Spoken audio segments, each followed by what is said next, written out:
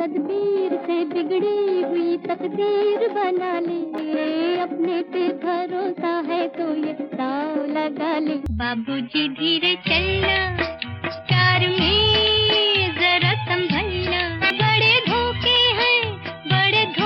हैं इस राह में।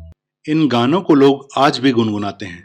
आज बात करते हैं उस गायिका के बारे में जिसने इन गानों को आवाज दी और अपने बेमिसाल गानों से एक समय में बॉलीवुड संगीत जगत पर राज किया था। एक समय में इन्हें ओपी नैयर और एस डी बर्मन जैसे महान संगीतकारों की पहली पसंद कहा जाता था।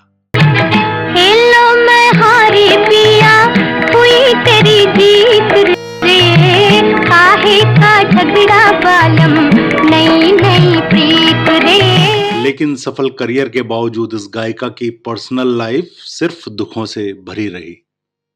इस महान गायिका ने अपने करियर में ऐसा उतार चढ़ाव देखा जिसमें एक समय में वे संगीत की दुनिया पर राज करती थी और फिर ऐसा भी पल आया जब उन्हें फोन पर म्यूजिक कंपोजर्स से काम तक मांगना पड़ा था। जानेंगे आज द दिल्ली टॉकीज के इस एपिसोड में ये किस्सा।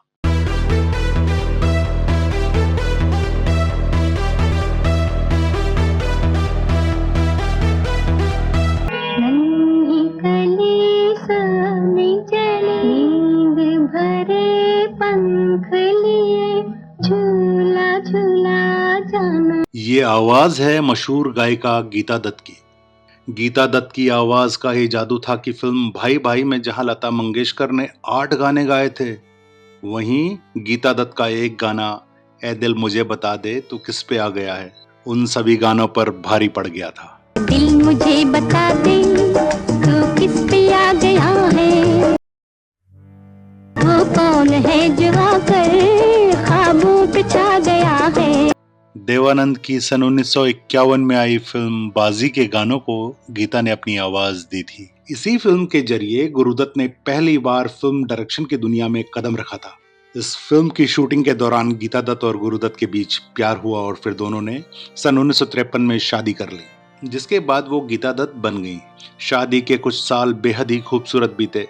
गीता ने 2 बेटों और एक बेटी को जन्म दिया। जब दोनों की मुलाकात हुई थी तब गीता दत्त फिल्म इंडस्ट्री का जाना माना चेहरा थी और गुरुदत्त इंडस्ट्री में जगह बनाने के लिए मेहनत कर रहे थे। शादी हुई तो लोगों ने कहा था एक स्टार सिंगर ने स्ट्रगलिंग डायरेक्टर से शादी कर ली। गीता दत्त ने शादी के बाद सबसे ज्यादा गाने अपने पति गुरुदत्त की फिल्म के लिए गाए थे, चाहे फिल्म प्यासा का जाने क्या तूने कही हो, जाने क्या तूने कही, जाने क्या मैंने सुनी, या फिर फिल्म आर पार का जा जा जा बेवफा। जा जा बेवफा, झूठी तेरी प्यार की कसम। कहा जाता है कि गुरुदत्त चेन स्मोकर और शराबी थे। उनका ध्यान सिर्फ काम और इन आदतों में लगा रहता था। इसी वजह से वो परिवार पर ध्यान नहीं दे पा रहे थे। दूसरी तरफ परिवार की जिम्मेदारियों से गीता अपने करियर पर ज्यादा फोकस नहीं कर पा रही थी, जिस वजह से गीता दत्त के करियर में डाउनफॉल आना शुरू हो गया। शादीशुदा जिंदगी में इसी उथल पुथल के बीच गुरुदत्त ने फिल्म सीआईडी के लिए वहीदा रहमान को कास्ट कर लिया। शूटिंग के दौरान गुरुदत्त और वहीदा रहमान की अफेयर की खबरें चर्चा में आ गई। ये बात गीता दत्त बर्दाश्त नहीं कर पाई। नतीजा, उन्होंने रिहर्सल पर जाना, रिकॉर्डिंग करना, सभी चीजें बंद कर दी। वो इतना टूट गईं कि इस दुख को भुलाने के लिए वो शराब का सहारा लेने लगी। इसी दौरान गीता दत्त ने फिल्म साहिब बीबी और गुलाम का गाना न जाओ सैया छुड़ा के बैया गाया।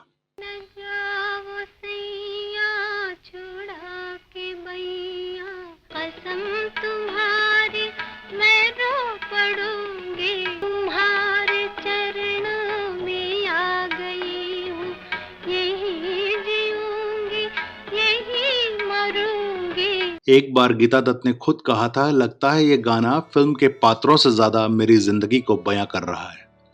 मीना कुमारी पर इस गाने को फिल्माया गया था, जिन्हें बॉलीवुड की ट्रेजेडी क्वीन कहा जाता था, लेकिन संगीत की दुनिया की ट्रेजेडी क्वीन गीता दत्त थी। गीता दत्त, मोहम्मद रफी और म्यूजिक कंपोजर ओपी नैयर की तिगड़ी ने उस दौर में एक से बढ़कर एक नायाब गीत दिए थे, जो आज भी उतने ही पसंद किए जाते हैं। मोहब्बत कर लो, जी भर लो, आज किसने रोका है। शिकायत कर लो, जी भर लो, आज किसने रोका है। हो सके तो दुनिया छोड़ दो, दुनिया भी धोखा है।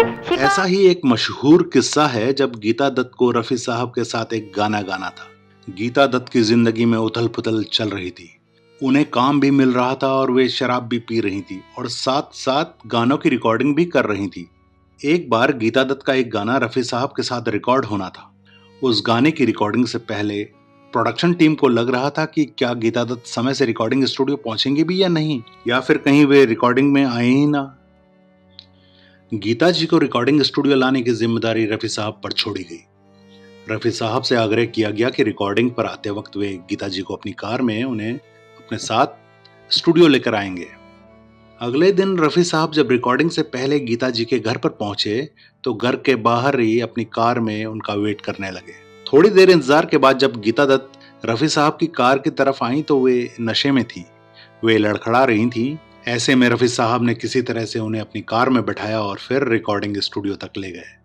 जब स्टूडियो में पहुंचने पर म्यूजिक कंपोजर ने गीता दत्त को इस हाल में देखा तो उनके होश उड़ गए। म्यूजिक कंपोजर थे ओपी नैयर और उन्हें लगा ऐसे हालात में अब रिकॉर्डिंग नहीं हो पाएगी। उन्होंने रिकॉर्डिंग कैंसिल करने को कहा, लेकिन वहां मौजूद अन्य लोगों ने और स्वयं गीता दत्त ने रिकॉर्डिंग करने का अनुरोध किया। इतने नशे में होने के बावजूद जब रिकॉर्डिंग शुरू हुई और गीता दत्त ने इस गाने को गाना शुरू किया तो एक ही टेक में गाने को कंप्लीट कर दिया।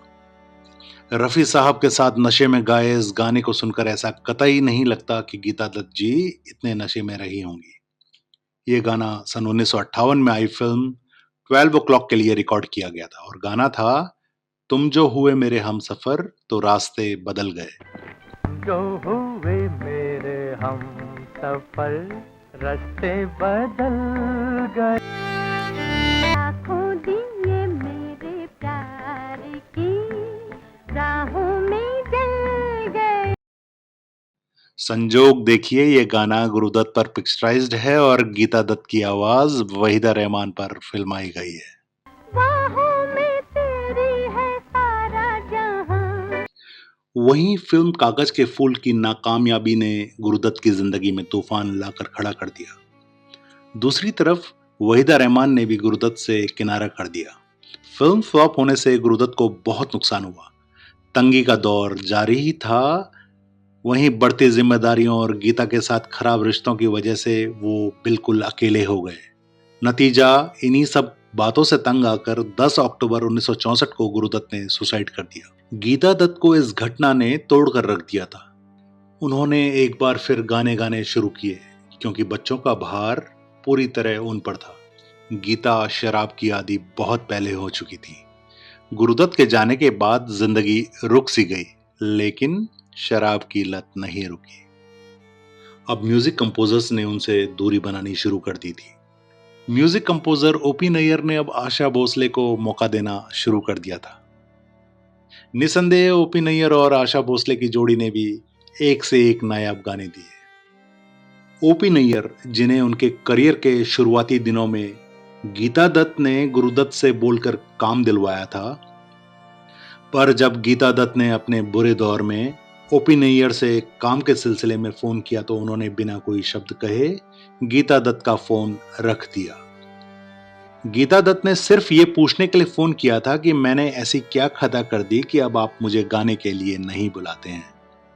बताते हैं कि 4 बच्चों के बाप मशहूर music composer OP Nayyar Asha Bhosle के प्रेम में इस कदर डूब गए थे कि उन्हें कोई और दिखाई नहीं दे रहा था।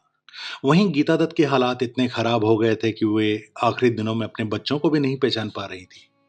आखिरकार 41 साल की उम्र में उन्होंने 20 जुलाई 1972 को दुनिया को अलविदा कह दिया।